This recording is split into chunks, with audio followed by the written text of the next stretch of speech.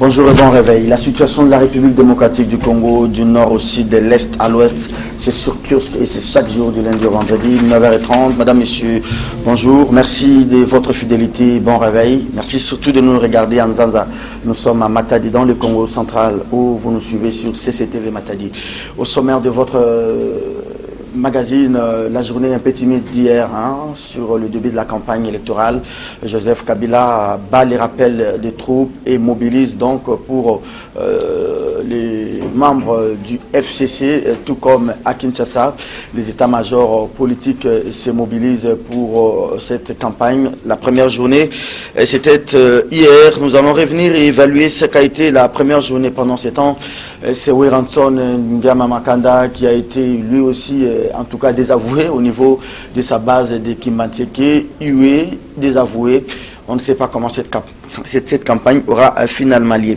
La mutuelle de santé des enseignants de l'école primaire, secondaire, Guy Mafuta Bye Bye, il ne fait plus partie de ces conseils d'administration. Il est remplacé à la tête par un comité provisoire dirigé par Jean Bosco Opuna. On va revenir sur la campagne électorale, les CESAC, qui prévoit déjà les débats contradictoires entre les candidats avec un groupe de 7-7-7.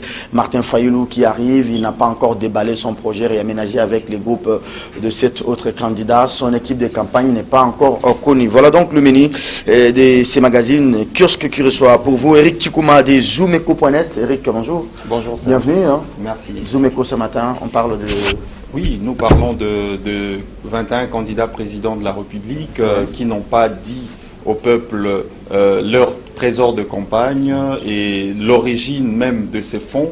Parce que vous le savez comme moi que le fonds dédié à leur campagne électorale fait l'objet de beaucoup de critiques, beaucoup de soupçons, corruption, détournement ou alors financement illicite. Financement occulte aussi. Voilà, financement occulte. Et nous avions, depuis le début de ces processus électoraux, demandé aux futurs candidats présidents de la République, qui le sont aujourd'hui, de pouvoir dire au peuple, de présenter leur budget de campagne électorale au peuple et surtout de définir l'origine de ces fonds. Vous avez même posé la question, je crois, à Jean-Pierre Bemba lors de son passage. Nous avions posé la question à Jean-Pierre Bemba, à tous les autres candidats, notamment Félix Tshisekedi, qui avait donné des réponses garantissant que le moment venu, si les autres arrivaient à le faire, ils pourraient le faire exactement. Est-ce que ces partis politiques, oui, ces partis politiques, c'est vrai que ça sera même le débat de cette émission, ont des comptes en banque?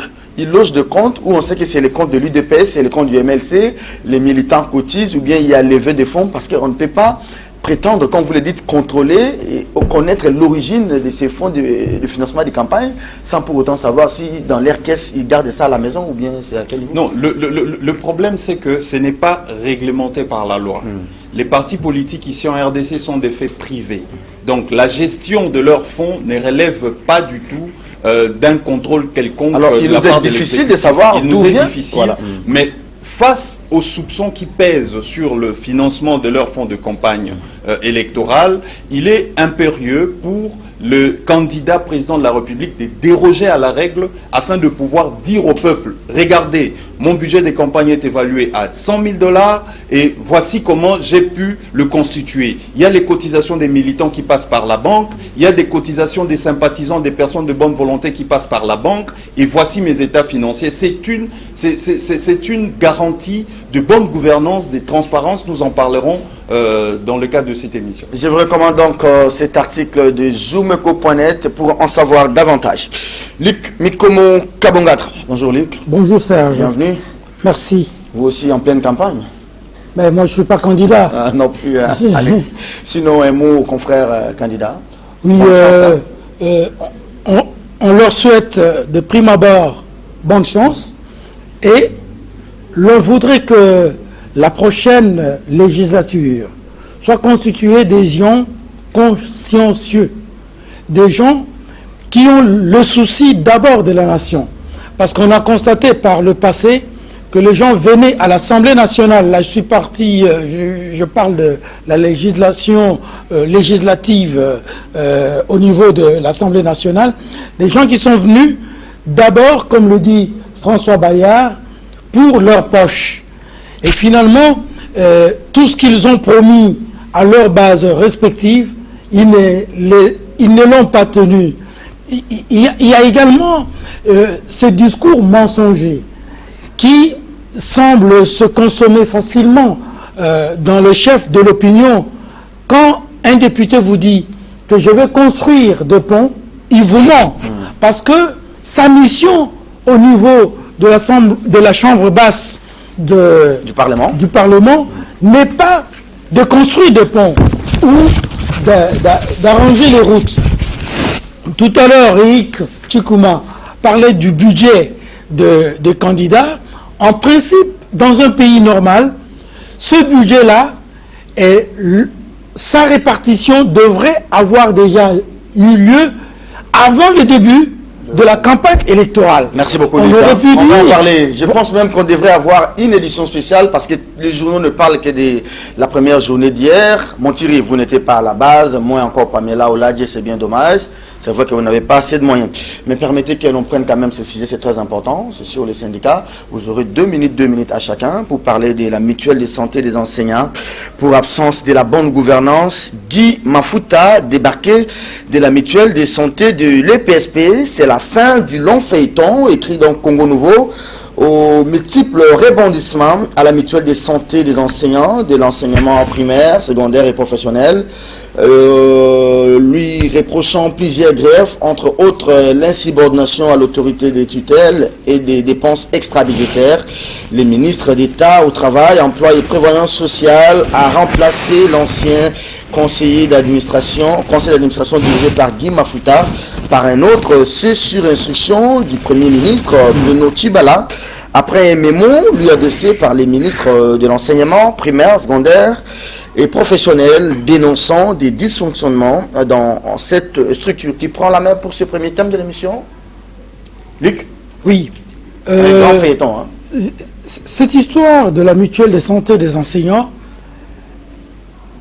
doit faire l'objet, je pense que maintenant il appartient au gouvernement qui doit venir, d'un examen en profondeur.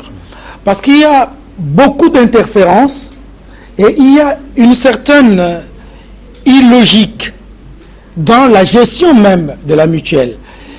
Dans un passé très récent, j'ai reçu un groupe, je crois de 10 ou 15 enseignants, qui est venu se plaindre auprès de moi du fait qu'ils ont été dans un centre de santé et expulsés.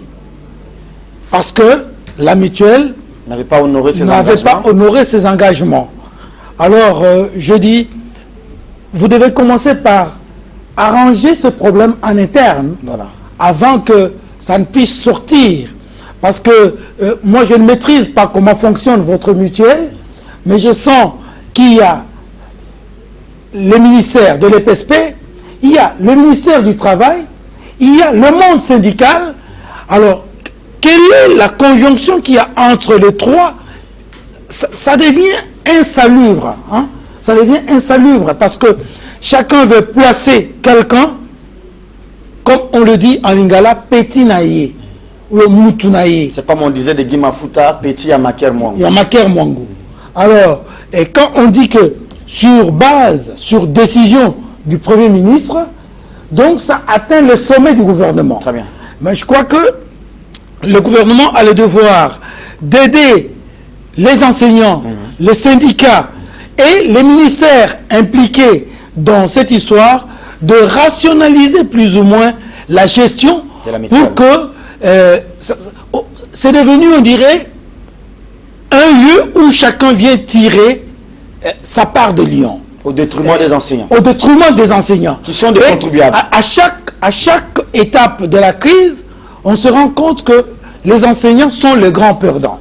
Alors, cette fois-ci, j'ose croire que... Jean-Bosco Pouna, qui est un enseignant, qui est un syndicaliste. Oui, voilà. Je pense que Jean-Bosco, que je connais par ailleurs, va devoir rationaliser la gestion et va devoir mettre chacun à sa place. Très bien. On a comme l'impression que dans cette mutuelle, tout le monde veut faire toutes choses. Merci et beaucoup. N'importe comment.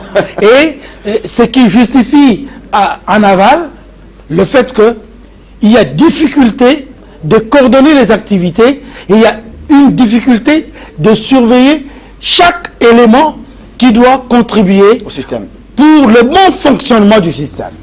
Un bel exemple de cette mutuelle des enseignants. Moi, je pense même que nous, au niveau de la presse, on devrait y réfléchir aussi. Nous devrions aller auprès de cette mutuelle, avoir un peu des infos, comment ça fonctionne.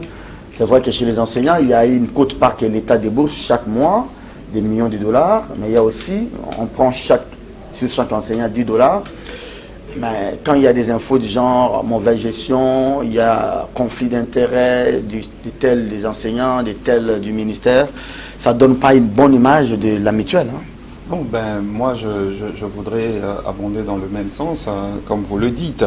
Je pense que la mutuelle des enseignants de l'EPSP, c'est la réussite que le Congo n'a jamais connue. Nous n'avons jamais eu des mutuelles qui soient concurrentes ou qui fonctionnent de la manière dont la gens mutuelle fait des de missions à l'EPSP, l'étranger pour s'acquérir des exemples. justement.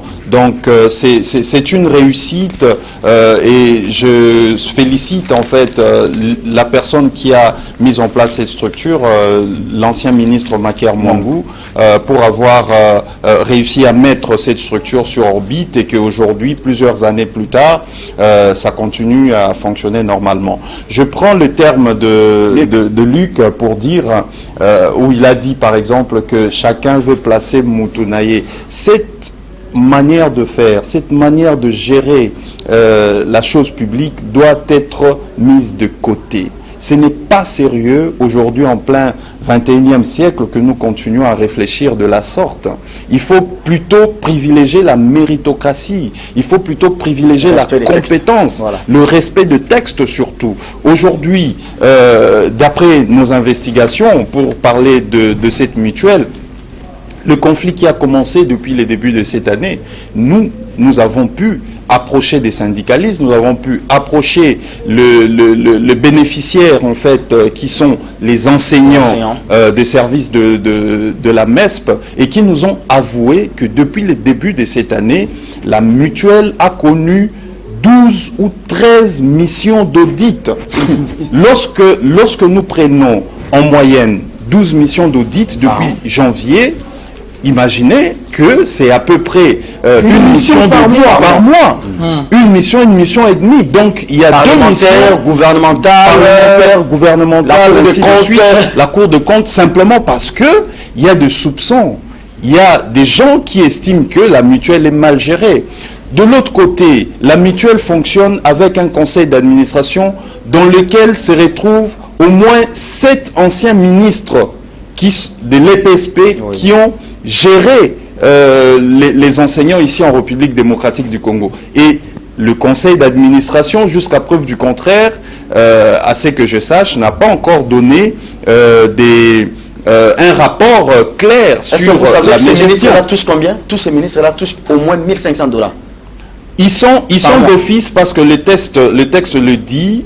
Si aujourd'hui l'actuel ministre de l'EPSP partait, c'est lui qui viendra, sera, disons, partait du gouvernement, il sera d'office membre du conseil d'administration. Mais ça, c'est vous trouvez normal que simplement les anciens ministres, même si aujourd'hui Moussemena va partir, Makerela, Nzegela, Arthur Cédéa et tous les autres, est-ce que vous trouvez normal qu'ils étaient des ministres?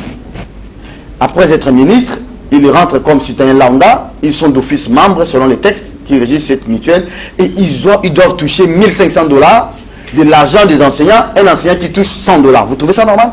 Bon, je ne rentre pas dans ces détails que je n'ai pas, dont je n'ai pas, je pense que nous allons approfondir, mais le problème c'est que c'est des personnes qui ont pu gérer les enseignants et qui connaissent le problème des enseignants. C'est pas pour rien qu'on les insère, qu'on les intègre dans le conseil d'administration. C'est pour ensemble, justement, ensemble avec des enseignants qui sont membres aussi du conseil d'administration, qui puissent trouver des solutions, qui puissent gérer ensemble les secteurs. Donc là, je pense que il y a un autre problème. Mais aujourd'hui, parce que il y a un problème de gouvernance, le Premier ministre lui-même qui a diligenté il y a quelques jours une mission d'audit, et oui, ça a été rendu public, et lui-même il est passé aussi à l'Assemblée nationale pour dire que la mutuelle était un fait privé et que sa gestion devrait se conformer au au statut qui les régit. Donc, je pense que le Premier ministre aujourd'hui, qui s'est dédié par une lettre qui demande au ministre du Travail et de l'Emploi social, de suspendre le comité et de mettre en place un comité provisoire, c'est dédié. Et lorsque le Premier ministre s'est dédié, je pense qu'il y a un problème. Ce que je pense, il est important aujourd'hui, c'est que ce soit le Premier ministre, que ce soit les comités qui sont le comité en place au niveau de la MESP ou le ministre du Travail et de la Prévoyance sociale, tous doivent se conformer au statut de la mutuelle des enseignants de l'EPSP. Encore faudrait-il que tous ceux qui vont, tout ce qui sera pris, tout ce qui sera entamé comme procédure, c'est conforme à la loi. Sinon, là, c'est pour foutre du bordel au niveau de la mutuelle. Et c'est des enseignants, comme le disait tout à l'heure Luc Mikomo, c'est des enseignants qui vont en pâtir. Parce qu'ils en pâtissent déjà du fait que le gouvernement, la cagnotte que le gouvernement met à la disposition de la mutuelle ne permet pas à la mutuelle de fonctionner correctement. Ce qui fait que les enseignants puissent aussi se plaindre du fait que le soin dont ils bénéficiaient avant n'arrive pas. Allez, donc, Eric, il y a un sérieux problème de clarification au niveau de ces dossiers. Très bien. Calme précaire à l'Inikin. L'Assemblée plénière, comment l'Assemblée générale était prévue le mardi passé, reportée à aujourd'hui, reportée encore pour le mardi prochain. Mais on nous dit déjà, j'ai suivi selon les confrères ce matin, qu'une partie des salaires des enseignants devraient commencer à percevoir la moitié de leur salaire. Une très bonne nouvelle ce matin. Oui, c'est une très bonne nouvelle. Mais il ne faudrait pas arriver jusqu'à ces niveaux-là pour que une décision soit prise. Gouverner, c'est prévoir. Le gouvernement doit voir dans quelle mesure préparer ou anticiper certains problèmes. Donc, il ne faudrait pas que les gens puissent se battre, que les gens puissent couler, que les gens puissent mourir pour que une décision soit prise. Je pense que c'est une leçon que le gouvernement, les autorités en place devraient tirer pour éviter que ce genre d'actes puissent se reproduire. Luc, comment les cours pourront peut-être reprendre le lundi. Il faudrait peut-être observer comment organiser les obsèques de ces étudiants aujourd'hui, peut-être demain. Les procès devraient commencer hier. Certainement que ça va aboutir à des condamnations des uns et des autres. Les deux militaires, donc les deux agents de l'ordre de policiers qui ont tiré sur les étudiants, de qui ils avaient reçu l'ordre. Est-ce qu'il faut remonter la machine jusqu'au patron de l'opération de la zone? Pourquoi ils ont accepté qu'on ramène des armes létales dans un site universitaire? Mais le plus important aujourd'hui, c'est que le gouvernement a trouvé de moyens. Alors, ces moyens étaient où pour en trouver aujourd'hui après la mort de ces deux étudiants? J'ai toujours déploré ici le manque d'anticipation dans l'action de nos acteurs politiques. En principe, un site comme le site universitaire, c'est un site stratégique. On ne gère pas les étudiants comme on gère les agents ou le personnel de la fonction publique. Vous disiez tout à l'heure que les cours devront reprendre le lundi. Je crois qu'il faut avoir vraiment l'humilité de réserve. Parce que hier, j'ai suivi le président de la PUCIN dire qu'une note de crédit, je crois, aurait été mise. Mais ils ne savent même pas où on en est. Ils ne savent même pas à qui on a remis cette note-là. L'Assemblée générale, d'après ce que j'ai suivi de sa propre bouche hier, devrait avoir lieu demain vendredi. Aujourd'hui vendredi. Aujourd'hui vendredi. Je suivais hier. Donc aujourd'hui vendredi. Mais il dit que jusqu'à l'heure où je vous parle, il n'est pas sûr que l'Assemblée générale ait lieu aujourd'hui. Donc, cette assemblée n'aura pas lieu aujourd'hui. Est-ce qu'elle aura lieu demain samedi? Je doute. Est-ce qu'elle aura lieu dimanche? Je doute davantage. Donc, la reprise de cours dont vous parliez tout à l'heure le lundi me semble impossible. Eric dit tout à l'heure que est-ce qu'il fallait en arriver là? C'est le manque d'anticipation. Vous l'avez dit. Parce que on aurait pu... Bon, maintenant que le gouvernement s'engage à payer, le paiement va ressusciter les enfants morts. À payer quoi? Une partie. Une partie. Voilà. Quelle est la partie? Une partie du mois sur 4 mois. Et il n'y a pas que les enseignants qui sont dans cette situation-là. Il y a tout le personnel administratif de l'UNIKIN Scientifique aussi. Hein. et les personnels scientifiques qui accusent 4 mois, bientôt 5 mois de retard. Merci. Alors sur les 4 mois, vous dites qu'on va payer une partie d'un mois. Écoutez, je trouve que ça ne vaut pas la peine d'en parler au risque d'énerver les enseignants, les assistants, les chefs de travaux, le personnel administratif, les personnels scientifiques, ainsi de suite. Je crois que 4 mois, c'est déjà trop. Merci beaucoup. Il y a même une société dont un ministre avait été président du syndicat et qui accuse maintenant 16 mois. 16 mois. Chez Moukoko Samba.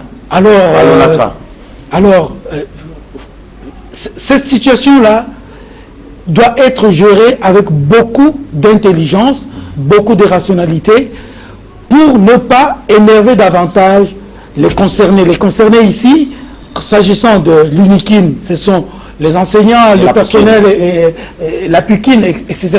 Concernant l'ex-ONATRA, maintenant c'est SCPT, les agents, les travailleurs, ainsi de suite. Très bien. Donc merci il faudrait changer radicalement la direction de la gestion des fonds et des agents. Attendez, quand vous dites changer radicalement la direction de la gestion, quand vous dites ça, je me dis, à la tête de l'ex-ONATRA, c'est un grand professeur, Moukoko Samba, qui a fait son temps. Oui. C'est lui-même qui est parmi les rédacteurs du programme de Chadari. Oui. Comment quelqu'un peut penser rédiger un programme rénovateur, un programme ambitieux, pendant que lui-même a du mal à gérer une petite boîte comme l'ONATRA? Je crois que nous allons en reparler. Merci beaucoup, madame, monsieur. Mais je voudrais vous répondre un tout petit peu. Oui. Il y a un philosophe qui a dit, lorsque la crise est de fond, les réformes ne suffisent pas, il faut une révolution. Dernier virage. Je dis changer radicalement. Dernier virage, dernière ligne droite pour cette émission. On prend politique. La campagne électorale, la première journée, vous l'avez vécu hier. Hein? Oui. Un peu timide, hein? Oui, mais j'ai trouvé que la timidité de la journée d'hier était compréhensible. Ça rentre un peu dans les habitudes de chez nous. Le début a toujours été timide.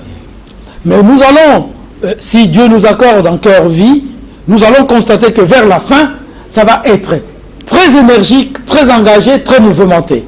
Donc, le début étant morose, moi je comprends, mais je sais que vers la fin, ça va être des candidats qui se plaignent, des candidats des regroupements, de gauche tout comme de droite qui se plaignent. Ils n'ont pas d'argent. L'argent viendra quand? Pas de fiches de campagne, il n'y a pas de banderoles. Non seulement ça, est-ce que vous pensez que pendant cette campagne, j'ai posé la question aux confrères hier, on va vraiment assister à un vrai débat sur le profil des candidats, candidats députés nationaux, candidats députés provinciaux, et sur aussi ce que porte comme valeur en termes de programme et en termes d'idées? En fait, la grande question, c'est, me semble-t-il, à poser du côté de la population qui sera amenée à décider sur qui porter son dévolu. Cette population est clochardisée aujourd'hui.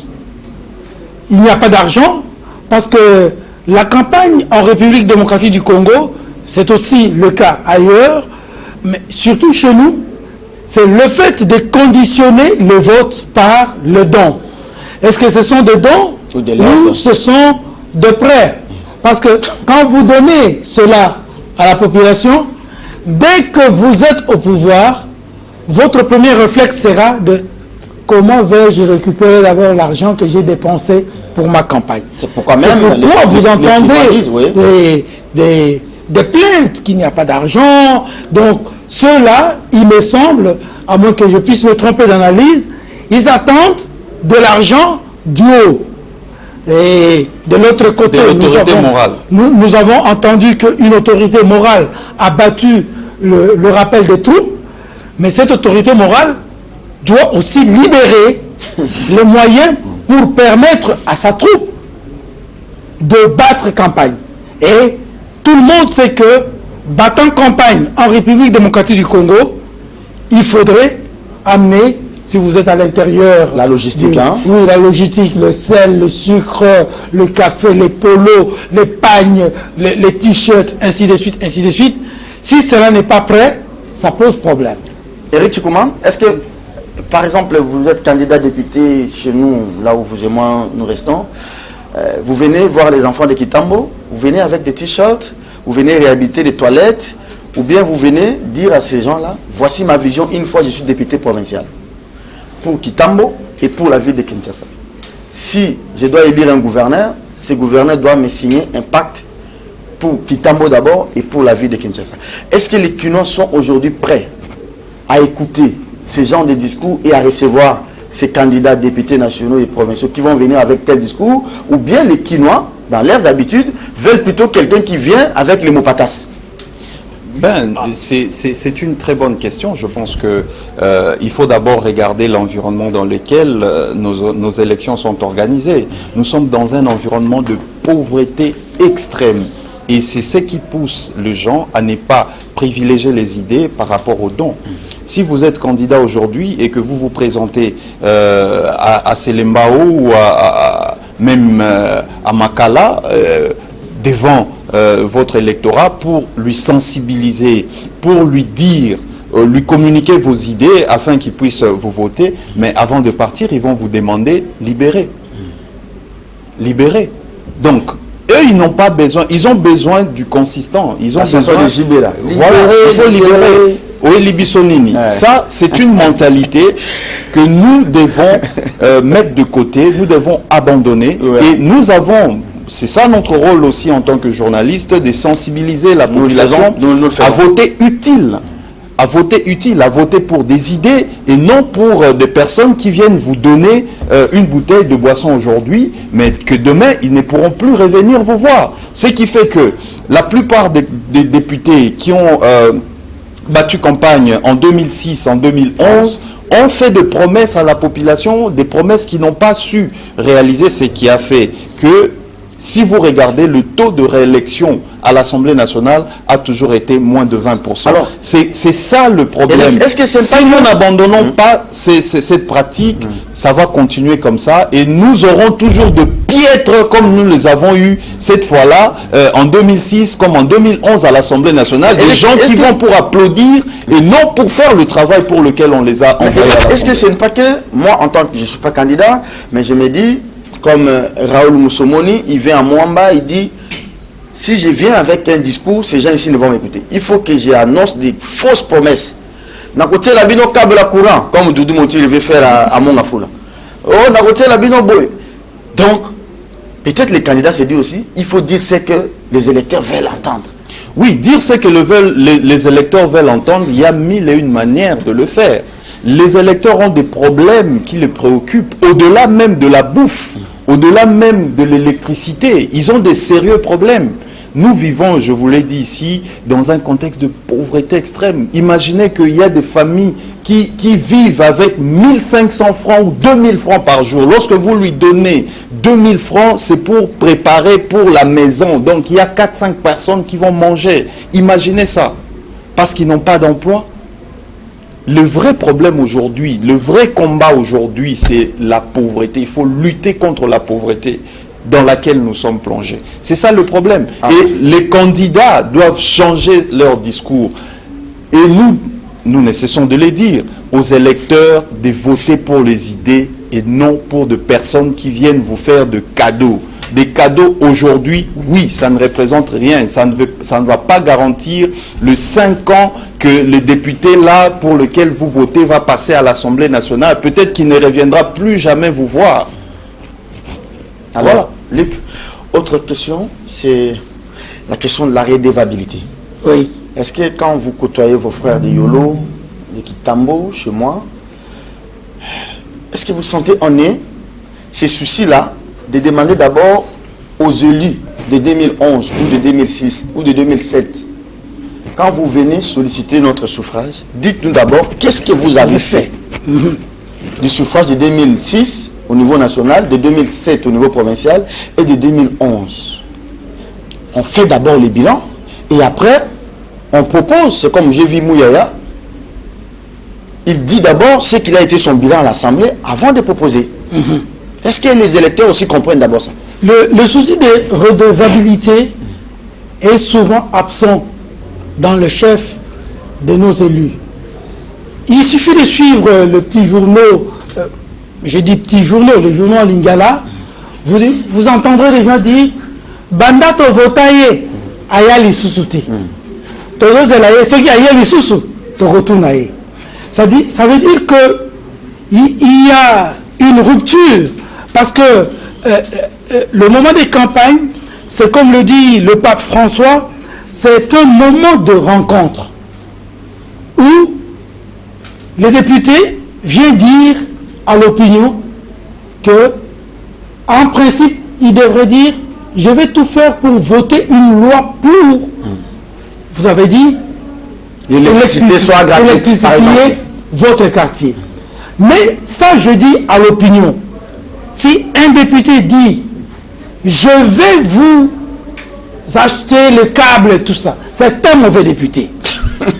Si un député dit non, attention, ça il faut pas faire la propagande des candidats. Nous les chasser. Nous ne citons pas de nom, mais ce sont des choses qui s'entendent. Les députés disent Ngai na kotongo labino elokoyo. Non, ça il a non pont. Nakosa labino pont. Nakosa labino câble. Est-ce que il aura le moyen d'acheter ça? Est-ce que c'est d'abord son problème? L'autre problème c'est quoi?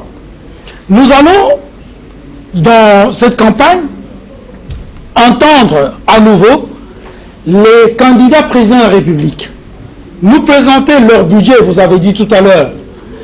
Déjà, lors de la présentation devant la presse de leur budget, j'ai essayé de comprendre quelque chose qui m'a un peu tiqué concernant Emmanuel Ramazani Shadari.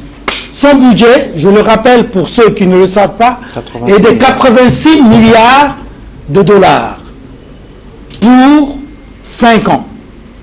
Le budget de Félix Tshisekedi est aussi de 86,71 milliards, mais pour 10 ans. C'est-à-dire que si on doit diviser ça par 2, vous avez 43. C'est ça? Donc, Félix est moins disant que Emmanuel Shadari. Mais lorsque les autres candidats proposaient des budgets de l'ordre de 100 milliards, 114 milliards, etc., j'ai ouï dire dans le chef d'un acteur de la majorité présidentielle, donc de la même famille politique que Emmanuel Shadari, que ces gens-là sont des aventuriers. Des démagogues. Où vont-ils trouver le budget? Et quand j'ai vu le budget d'Emmanuel Shadari, je me suis posé la question, est-ce que c'est un budget de continuité ou de rupture? J'ai donné la réponse que je vais donner ici. J'ai dit, ce budget n'est pas un budget de continuité, c'est un budget de rupture. Donc nous avions dit ici avec vous que il n'était pas souhaitable qu'Emmanuel continuât à dire que je suis le candidat de la continuité. Sinon, il nous présenterait un budget de 25 milliards. Ou même moins. Parce qu'ils nous ont habitué le budget annuel de 5 milliards, 4 milliards, multiplié par 5, ça vous fait 25. Mais il est allé à 86 milliards. Donc, c'est la même question qu'on aurait pu poser à Emmanuel, où trouverait-il tous ces moyens? Très bien. Moi, je pense que le prochain budget, devra être supérieur à tous les budgets que nous avons eus. Je vais terminer par ceci. Le REGED a analysé les budgets. Et le REGED conclut qu'il est possible à notre pays d'avoir un budget ambitieux, par exemple de 100 milliards. Mais il manque quelque chose, la vraie volonté politique dans le chef des acteurs qui conduisent les affaires de l'État à pouvoir traduire en acte leurs ambitions. Alors, Eric, Luc, qu'est-ce qui fait? Je prends l'exemple de Werason, qui a été vomi, disqualifié presque, je ne sais pas les termes qui s'y convient, à Kimbanseke. Pourquoi quand les gens descendent, même pendant la pré-campagne, puisqu'on a vu hier, ils viennent comme candidats députés, tout se passe bien, mais quand ils citent au moins à Kinshasa le nom de Shadari, ça crée la débandade. Pourquoi ça? En fait, il faut comprendre que Kinshasa, à l'origine, hein, c'est le bastion de l'opposition. C'est le bastion de l'opposition dans ce sens que à Kinshasa, il y a toujours une bonne partie de la population qui soit hostile à ceux qui sont au pouvoir. Cela a été le cas en 2006. Et là, je pense que la majorité qui s'est muée en Front commun pour le Congo active les batteries pour qu'ils puissent renverser la tendance. Mais c'est là, c'est aussi un travail de longue haleine à faire et nous estimons que peut-être l'issue des élections pourrait nous en... Est-ce que les gens sont hostiles à Kinshasa vis-à-vis du pouvoir? C'est par rapport au bilan ou bien c'est, je ne sais pas moi, il faut parler parce qu'on n'aime pas Kabila. Est-ce que le bilan de Kabila à Kinshasa n'est pas aussi élogié?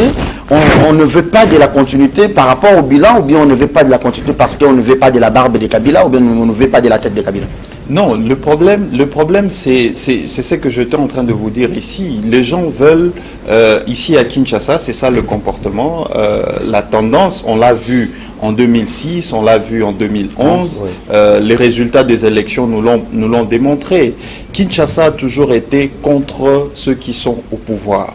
Kinshasa a toujours été contre, pour la rupture, pour les changements.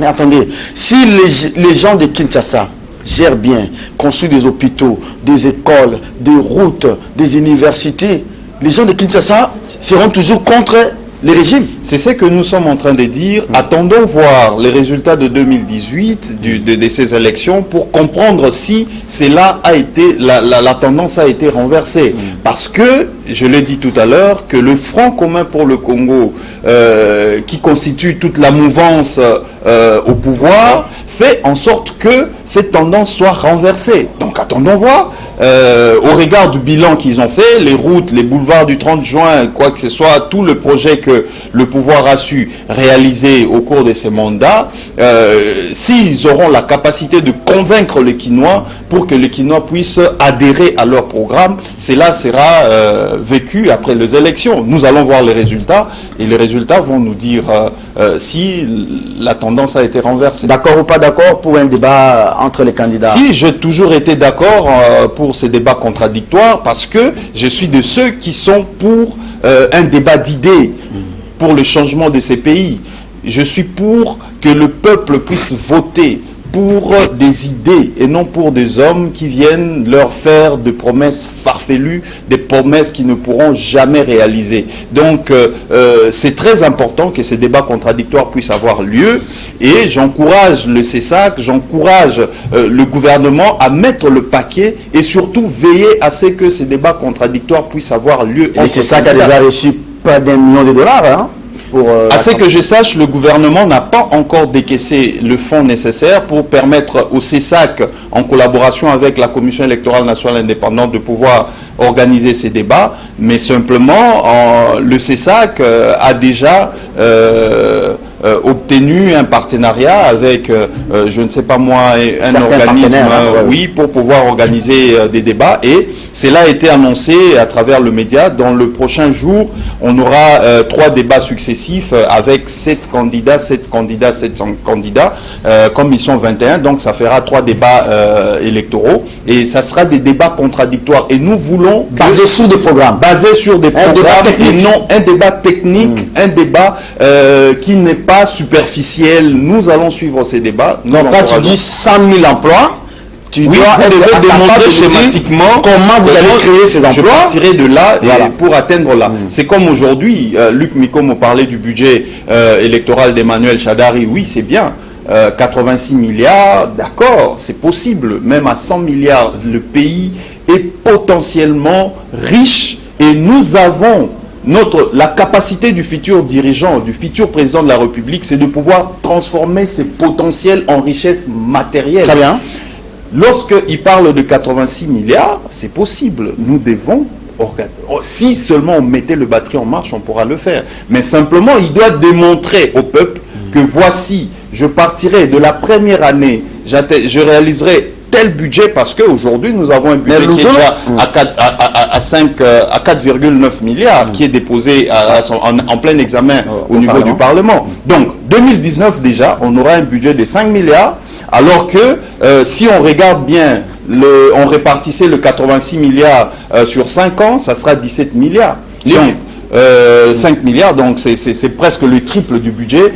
Comment va-t-il faire? Il partirait, l'an 1, son budget sera de combien? L'an 2, son budget. C'est des ambitions et vous devez schématiser comment est-ce que vous allez et surtout y parvenir. Nous allons mettre un peu de l'eau dans leur moulin en disant qu'il y a 15 milliards de dollars qui échappent chaque année. Justement, moi j'ai parlé avec lui à l'époque lorsqu'il a fait cette première déclaration et il m'a rassuré que ce n'était pas de paroles en l'air parce que lui, vous le savez, c'est un professeur de droit, c'est un pénaliste, il a été ministre de la Justice, tout ça. C'est quelqu'un qui est expérimenté, qui a la documentation et il a même déposé une plainte au niveau de une dénonciation présidentielle au niveau du procureur général de la République. Et j'ai été content que Emmanuel Shadary puisse dire qu'il appliquera le coup sur coup sur tout ce qui a trait à la corruption, abus de pouvoir, fraude, impunité, quoi que ce soit.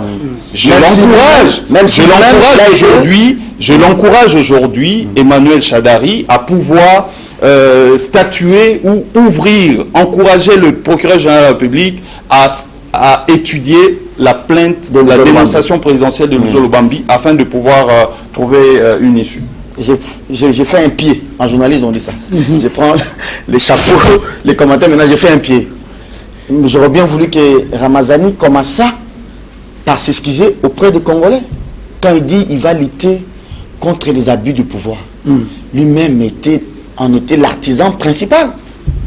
Abus du pouvoir, il est vice-premier ministre. Il botte en touche un arrêt de la Cour constitutionnelle. L'humilité voudrait, c'est ça aussi la redevabilité, voudrait à ceux qui commencent ça d'abord par dire, moi aussi j'ai été trempé dans l'abus de pouvoir, maintenant je vais me ressaisir et réprimer l'abus de pouvoir. Alors, je ne sais pas si vous allez revenir sur ça, ou bien votre dernière intervention, le temps nous imparti touche à sa fin. L'accès aux médias pendant cette campagne, il sera équitable. Je parle ici du média public, qui est la radio-télévision nationale congolaise, que ce soit la 1, la 2 ou la 3. Hein. Il y en a maintenant 4. Rapidement, d'abord, par rapport aux ambitions exprimées par Shadary, je vous ai dit tout à l'heure que, attention, Shadary ne s'inscrit pas totalement dans la logique de la continuité. Apparemment, il a les allures de quelqu'un qui va créer une rupture. Un réformateur. Si ces déclarations sont faites conséquemment à ce qu'il a vécu, notamment les abus du pouvoir, c'est-à-dire qu'il ne va pas continuer avec les abus du pouvoir, c'est que si c'est lui qui passe, il y aura, me semble-t-il, un grand changement. Donc, il se rallie du côté de ceux qui veulent transformer ce pays pour donner un nouveau visage à notre pays. Quant à l'accès aux médias, j'aurais souhaité que cela fût un accès équitable, c'est-à-dire le même temps d'antenne, la même utilisation de médias publics, parce que les privés ne sont pas fortement liés, parce qu'ils cherchent l'argent. Mais déjà, c'est un mauvais départ. Pourquoi un mauvais départ? Parce que nous l'avons déjà vu, qu'il n'y a pas équité dans l'accès aux médias publics. Mais c'est le travail du CESAC. Alors, regardez les journaux télévisés de la RTNC. Oui. Que ce soit en langue nationale, Kikongo, Tshilou, Lingala, Swahili. Regardez les grandes éditions en français. C'est ne sont que les éléments du FCC. Là, il faudrait qu'on en parle. Ce qu'on en parle, sinon, la RTNC devient FCC TV. C'est ça. En fait, tu as trouvé le terme FCC TV. Donc,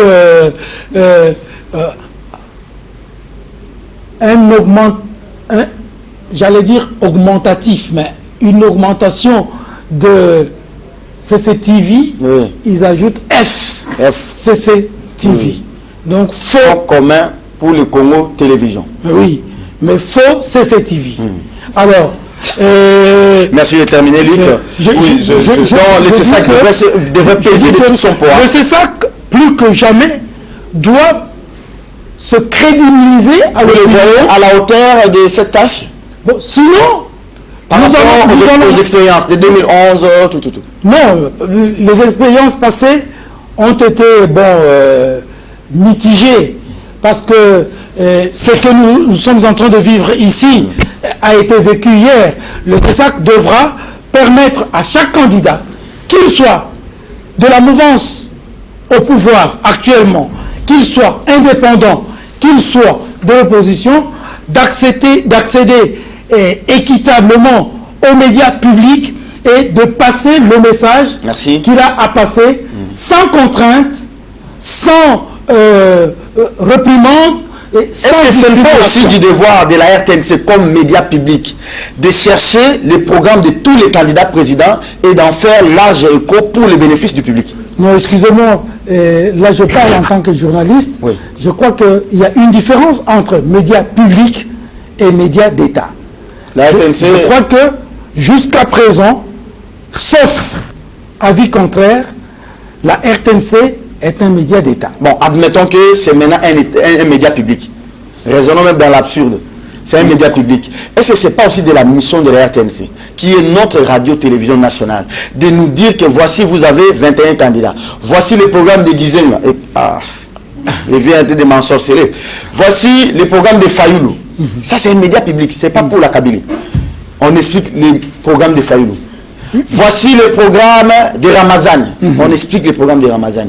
Voici le programme de Daniel Alel Sokomba, de Marie-Josée Ifoku. Est-ce que ce n'est pas aussi dans la mission prérogative d'un média public? Justement parce que ce n'est pas un média public, d'après moi, que la RTNC ne fera pas ça. Alors que le CESAC organise ces genres d'émissions pour que ces émissions-là soient diffusées maintenant sur la RTNC, sur demande du CESAC qui est une institution d'appui à la démocratie. Mais il y a aussi la responsabilité des candidats eux-mêmes à pouvoir mettre de leur côté les prérogatives dévolues à chaque institution d'accompagnement de la démocratie. Merci. À pouvoir agir dans le sens d'établir l'équité dans l'agir des acteurs politiques. Je suis désolé, de mon point de vue, il n'y aura pas cette équité. Il ne faut pas se leurrer, on ne va pas savoir avoir cette équité. Pourquoi? J'explique, ce n'est pas dans le sens dans lequel le commun de mortels pense, parce que premièrement, il y a deux choses. Il y a l'information et la communication. En ce qui concerne l'information, la RTNC, en tant que média d'État, en tant que média public, est obligée de faire de l'information, de recourir au programme de tous les candidats et de faire un package. Il dit, voilà, nous faisons tout le message de 21 candidats que nous allons diffuser équitablement. Ça, c'est un rôle dévolu à la RTNC. Et ça, la RTNC doit le faire. Ça, c'est de 1. De 2, en ce qui concerne la communication, il ne la fera pas. Il n'y aura pas... La communication a un coût. La communication a un coût. Et celui qui paye, c'est celui qui a accès à l'espace. Tous les espaces publicitaires de communication de la RTNC sont à vendre. Si un candidat a beaucoup plus d'argent, il vient acheter ces espaces, vous n'allez pas demander à la RTNC de faire l'équité parce que les autres candidats n'ont pas eu l'argent pour payer. Ça vaut aussi pour le média public, le média privé que nous sommes. Et donc, c'est lui qui a... Donc, il y a communication et information. Il y a communication et information. Merci beaucoup, cher invité. Merci à Luc, merci à Eric Tchoukouma. Des textos de téléspectateurs. Serge, depuis le Home 20 à l'Inikin, prière dire aux autorités de la police, en cas de manifestation à l'Inikin, envoyer plutôt le général Elvis. Donc on réclame plus le général Elvis là-bas. Il semble que lui parle bien avec les étudiants. Bon, on l'a vu aussi à Guémena, il a maîtrisé un peu les militants du MLC, c'était calme. Bon, il semble qu'il est le chouchou de Quinoa, le général Elvis. Merci beaucoup. Madame, Monsieur, cette émission est terminée. Merci à vous d'avoir été de nôtres, de nous avoir subis pendant toute la semaine. Vous nous demandez de parler en lingala. C'est bien dommage. On va y penser parce que c'est pendant la campagne. Mais il y a aussi des émissions en lingala sur la campagne, comme sur Canal Kin, tout comme sur Africa TV. Ndeko Eliezer aussi, Papa Molière, c'est très important. On est des confrères. Nous pouvons aussi vous aider à suivre ces émissions. Merci à toute l'équipe technique. 9h30 demain avec le lundi. Voilà, je suis habitué à dire demain. Le lundi avec le même